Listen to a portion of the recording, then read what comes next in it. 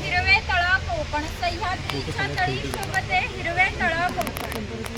राष्ट्रदेवीचे निसर्ग निर्मित केवळ नंदनवन. या कवितेमध्ये नंदनवन हा शब्द आला आहे. नंदनवन या शब्दाचा अर्थ आहे स्वर्गातील इंद्राची बाग जितकी सुंदर आहे तितकेच आपले कोकणही सुंदर आहे. गुहेच्या अलीकडे आहे वर्तमान काळ आणि गुहेच्या पलीकडे आहे 500 वर्षांपूर्वीचा भूतकाळ. इथून पुढे पाहणार आहात 500 वर्षापूर्वी कोकणी माणसे कशी राहत होती, त्यांची समाज रचना, ग्रामरचना, खाद्य संस्कृती व परंपरा कशा होत्या. हे तुम्ही सर्वांनी वाकून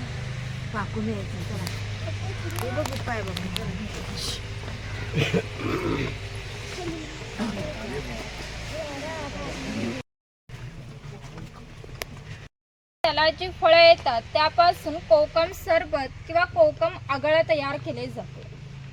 त्याच्या फळांच्या सालीपासून कोकम तयार केले जाते.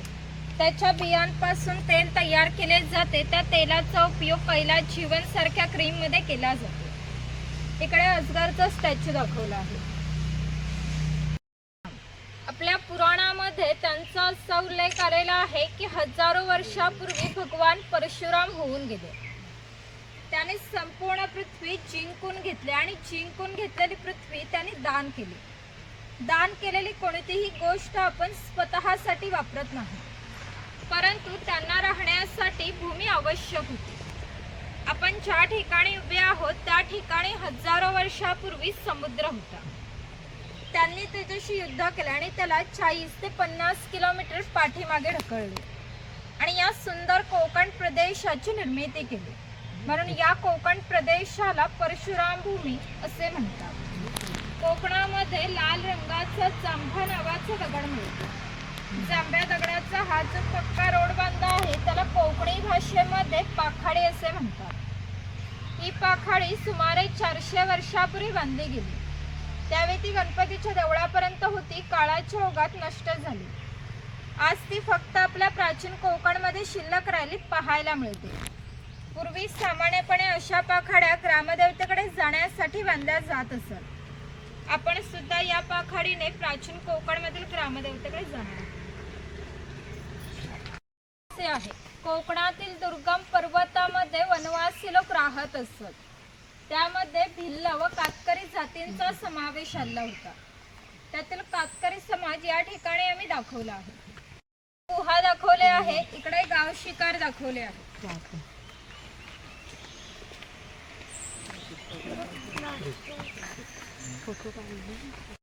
झाड आहे चिरुफळाची फळे ही जंतुनाशक असतात. शेतकरी त्यांचा उपयोग धान्य साठवण्यासाठी करतात.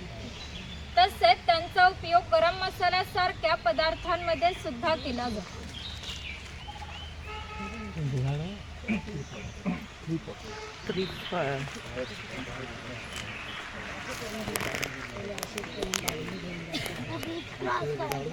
इकडे माडीवाला दाखवला आहे. ताडी माडी काढणारे असतात.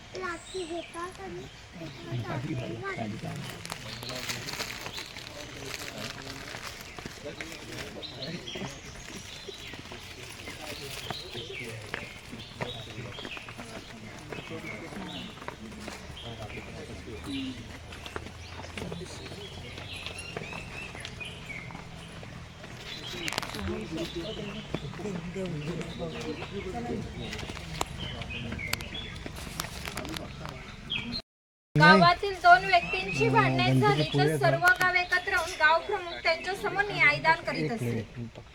गावातील सार्वजनिक कामे जशी पाखाड्या बांधणे, लाकडी सांडकाव बांधणे अशी कामे कोणी, कोठे व कधी करायचे याविषयीचा निर्णय गावकरी येथे बसूनच घेत असत. आणखी एक महत्त्वाचे वैशिष्ट्य म्हणजे जगभर अशी प्रथा आहे की प्रत्येक जाती धर्माचे लोक आपापल्या देवाकडे जातात, देवाचं दर्शन घेतात. आपण कोकणी माणसं सुद्धा वर्षभर देवळात जाऊन देवाचं दर्शन घेतो. पण जेव्हा आपल्याकडे शिमग्याचा सण असतो तेव्हा ही देवी या पालखीमध्ये बसून प्रत्येकाच्या घरोघरी नेली जाते.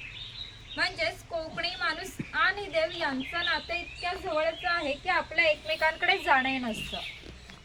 या देवीचं नाव वाघजाई आहे. हे ना आम्ही जाणीवपूर्वक ठेवलं. असं म्हणतात की ज्या निसर्गामध्ये वाघ आहे तो निसर्ग समृद्ध असतो. 500 वर्षापूर्वीचा निसर्ग सुद्धा असा समृद्ध होता. त्याला आमच्या भावविश्वामध्ये दैवत्वाचं स्थान आहे. आपण कोकणी माणसे वड, पिंपळ, सापनाग यांची पूजा करतो. म्हणजेच आपण निसर्ग पूजक माणसे आहोत. म्हणून या देवीचं नाव सुद्धा प्रत्यक्ष निसर्गाशी संबंधित असं ठेवलंय, वाघझाई. आई वाघजाई महाकाली महासरस्वती प्रमुख पंचायतन बलरामदेव महाराजा. होय महाराजा. आज वय प्राचीन कोकण बघायला लांब लांबनं पर्यटक आलेले आहेत. तर आपली सगळी पोरा टोरा बाया माणसं म्हातारे कोतारे सगळे तुझ्या पायाशी दर्शन घ्यायला आलेले आहेत. तर कोणाची ढोपरा कोपरा दुखत असती, कोणाला डायबिटीस झालेला असेल, कोणाची बायपास झालेली असेल. तर आता मी काय तुला सगळं सांगित राहत नाही आहे, पण जी काय त्यांच्या मागं इडा पिडा असेल, वाकडा तिकडा असेल तर सगळं दूर कर रे महाराजा.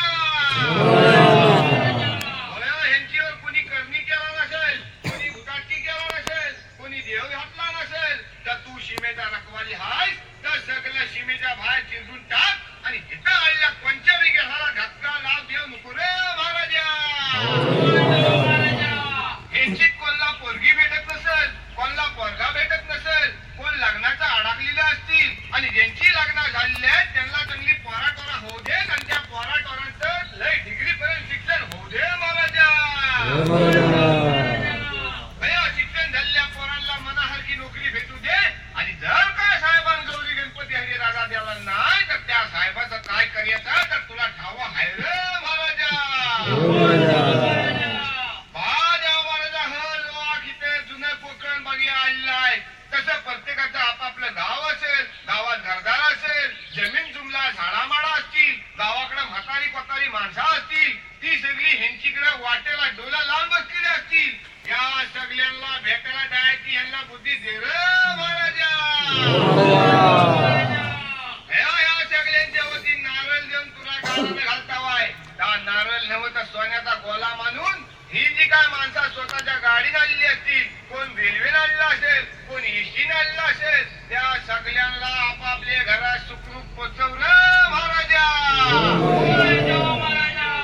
सगळ्यांच्या कामाधंद्यात पुरा ढोरात बरकत दे आणि पुढच्या वर्षी पण होया पर्यटक तुझ्या चरणी येतील तशी त्यांच्या पायात ताकद दे, बुद्धी दे आणि त्यांची रखवाली कर महाराजा.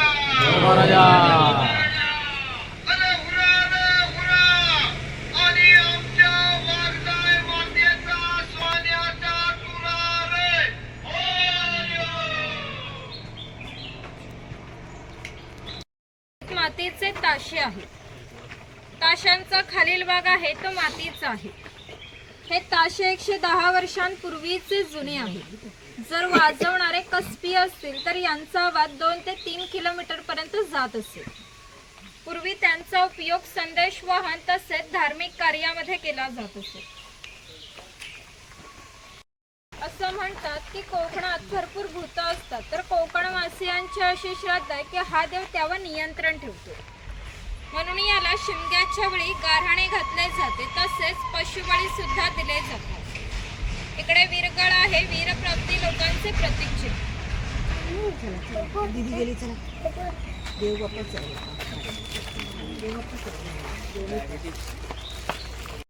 मी दाखवले आहे पोतराई लोक असतात जे स्वतःला चापकाने मारून घेतात. ते या ठिकाणी दाखवले आहे. ते पूर्वी खेळ करण्यासाठी गावामध्ये यायचे, त्याच्यामुळे इकडे दाखवले आहे.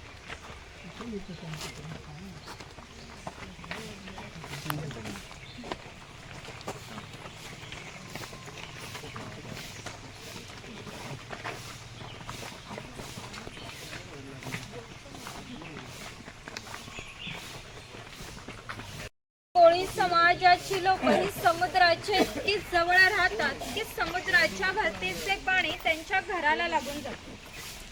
एवढी छोटी होडी घेऊन हे कोळी लोक 8 ते 10 तास खोलवर समुद्रामध्ये मासेमारी करतात. कधी कधी तर समुद्रामध्ये उसळणाऱ्या लाटा त्यांच्या होडीपेक्षाही मोठ्या असतात. तरी हे लोक कुशलतेने होडी वल्लवतात आणि पहाटेच्या वेळी घरी परत येतात. पूर्वी कोकणामध्ये 12 पलुतीदार पद्धत अस्तित्वात होती. म्हणजेच नाभिक, सुतार, कासार हे प्रत्येकाच्या घरोघरी जाऊन सेवा पुरवत. त्या बदल्यात त्यांना पैसे नव्हे तर केवळ धान्य मिळेल. म्हणजेच एका नाभिकाला एका कुटुंबातील पुरुषाचे घरी जाऊन केस व दाढी करण्यासाठी वर्षभरासाठी 4 पायली म्हणजे आताचे 8 किलो धान्य मिळत असते. एवढ्या अल्प मोबदल्यात ही लोक समाजाची सेवा करत असतात. आमच्या नाभिकाविषयी आणखी थोडा मजेशीर आमच्या लोकसाहित्यामध्ये आढळतो. असं म्हणतात की गावातील प्रत्येक गोष्ट ही नाभिकाला माहीत असते आणि नाभिकाला माहीत असलेली प्रत्येक गोष्ट गावभर होते. आता तुम्ही आलात, ही गोष्ट ज्या अर्थी नाभिकाला समजली त्या अर्थी ती पुन्हा गावाला समजली. आमचं सगळं गाव तुमच्या स्वागतासाठी उत्सुक आहे. प्रथेप्रमाणे आपण आधी खोतांच्या घरी जाऊ, मग गावात फेरफटका. गावातील थेट प्रतिनिधी म्हणजे खोत. धार्मिक व राजकीय बाबतीत पहिला मान खोतांचा असे. खोत गावचे प्रमुख असत. गावात न्यायदान करणे, महसूल गोळा करणे, कायदा व सुव्यवस्था सांभाळणे इत्यादी कामे खोतांचे असत. खोत लोक जमीनदार असत. सर्वसामान्यपणे सुखवस्तू असत. त्यांच्या बसण्याच्या लग्बीवरून ते कसे ऐशोआरामी जीवन जगायचे याची तुम्हाला कल्पना येईल. ती खोतांची बायको आहे. कोकणी स्त्रिया सुंदर होत्या आणि शूर होत्या, परंतु त्यांना स्वातंत्र्य नव्हते. माझघराचा उंबरठा ही त्यांच्यासाठी मर्यादा होती. ती खोतांची 2 मुले आहेत. ते आपला परंपरागत खेळ सोंगट्या खेळत आहेत. हाच खेळ महाभारतात धर्मराज आणि दुर्योधन यांच्यामध्ये द्यूत या नावाने खेळला गेला. हस्तिदंती फासे असतात किंवा शंखांच्या कवड्या असतात. त्या टाकून विशिष्ट प्रकारचे दान मागितले जाते. त्यानुसार सोंगट्या पुढे मागे सरकवून हा खेळ खेळला जातो. जर खेळणारे कसबी असतील तर हा खेळ 1 ते 2 रात्र सहज रंगत असे. इतका मजेशीर खेळ आहे. घराची रचना पहा. खोत ज्या उंचवट्यावर बसते त्याला ओटी म्हणतात. गावातील मान्यवर लोक ओटीवर बसत असतात. समोर आहे ती पडवी. सर्वसामान्यांनी पडवीला बसायचे. खोतांच्या उजव्या बाजूला आहे देवघर. खोतांच्या डाव्या बाजूला स्वयंपाकघर. खोतांच्या मागे आहे माझघर म्हणजे पूर्वीची बेडरूम. घराचे छप्पर पहा. वरती छोटे छप्पर, मध्ये गॅप, त्याखाली मोठे छप्पर. कोकणात उष्णता फार असते, त्यामुळे घरातील उष्ण हवा सतत त्या गॅप मधून बाहेर जाते व बाहेरील थंड हवा तिची जागा घेते, त्यामुळे घरातील वातावरण नेहमी थंड राहते. घरासमोर अंगण आहे. अंगणामध्ये तुळस आहे. अंगण हे कोकणी घरांचे वैशिष्ट्य आहे. तुम्हाला एकही कोकणी घर असं दिसणार नाही की ज्यापुढे अंगण नाही किंवा तुळसही नाही. इकडे अडकीत ते आहे. सुपारी कातरण्यासाठी वापरतात ते.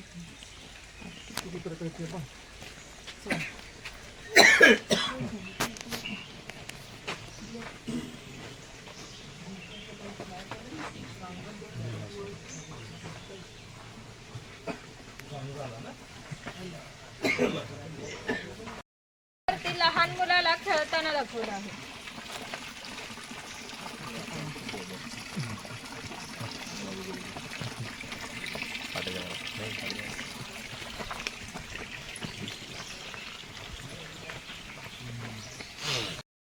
याचं गवताचं घर आणि याच्या अपुऱ्या कपड्यांवर जाऊ नका. हा आमच्या गावातील एक महत्वाचा उत्पादक घटक होता. तो एकमेव धान्याचे उत्पादन करीत असे. 12 बलुतेदार खोत व राजांना धान्य पुरवण्याचे महत्वाचे काम तो करीत असे. म्हणजेच ग्रामीण अर्थव्यवस्थेचा पायाभूत घटक हा आमचा शेतकरी होता. पूर्वी त्याचं घर जसं असायचं अगदी तसंच घर या ठिकाणी आम्ही उभारलं आहे. ती जी पेटलेली चूल दिसते तिला कोकणी भाषेमध्ये पिरसा म्हणतात. पूर्वी ती सतत पेटी ठेवली जायची, कारण पूर्वी लायटर किंवा माचीस नव्हत्या. ज्या शेतकऱ्याच्या बायकोला स्वयंपाक करायचा असत तेव्हा ती इथले 2-3 निखारे घेऊन स्वयंपाक घरातील चूल पेटवीत असे. जर हा विस्तवितला तर घरामध्ये 2 गारगोट्या ठेवल्या जात असत. त्या एकमेकांवर घासून विस्तव करावा लागत असे. तिकडे शेणाने सारवलेली टोपली आहे, तिला कोकणी भाषेमध्ये कणगी असे म्हणतात. तिचा वापर धान्य साठवण्यासाठी केला जात असे. कोकणी शेतकरी भात, नाचणी, हरिकवरी यासारखी धान्य पिकवीत असे. ती या कणगीमध्ये ठेवून वरती चिरफळाची फळे पसरवून त्यावर झाकण लावून हे सर्व बाहेर शेणामातीने लिंपून घेतले जाते. त्यामुळे आतील धान्य 2 ते 3 वर्ष सहज टिकते. अजूनही ठाणे जिल्ह्यातील वनवासी लोक याच पद्धतीने धान्य साठवतात. ही खोईनी आहे, हिचा वापर मासे पकडण्यासाठी केला जात असे. पाठीमागे वेलीने बांधून ती पाण्यात ठेवली जाते. हिची अंतर्गत रचना अशा पद्धतीची आहे की आत गेलेला मासा कधीही बाहेर पडू शकत नाही. ती शेतकऱ्याची बायको आहे, ती शेतकऱ्याची मुलगी आहे. तो पाळणा शेतकऱ्याच्या घरामध्ये आम्ही कायमस्वरूपी टांगून ठेवला आहे, कारण आमच्या शेतकऱ्याकडे दरवर्षी पाळणा हलत असते. म्हणजेच प्रत्येक शेतकऱ्याला 8 ते 10 मुले असतात. थोडक्यात पूर्वीच्या काळी एकत्र कुटुंब पद्धती अस्तित्वात होती. हे उचल आहे. पूर्वी याचा वापर कपडे सुकत घालण्यासाठी केला जात असे. इकडे गौरी गणपतीचा सण दाखवला आहे, तिकडे पांगुळगड आहे लहान मुलांना चालण्यासाठी.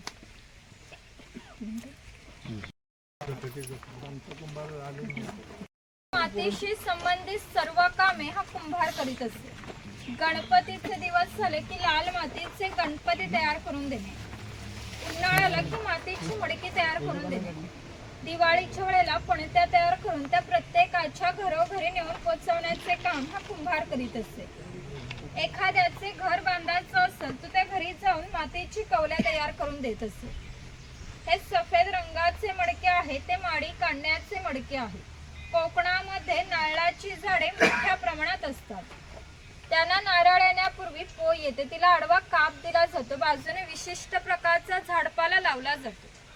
तो पाला आतील माडी शोषून घेतो व थेंब थेंब गळणारी माडी हे मडके वरचेवर लावून त्यामध्ये साठवली जाते. काळाच्या ओघात 12 बलुतेरांचे असं नष्ट झाले, परंतु माडी काढण्याचा व्यवसाय अजूनही व्यवस्थित चालू आहे.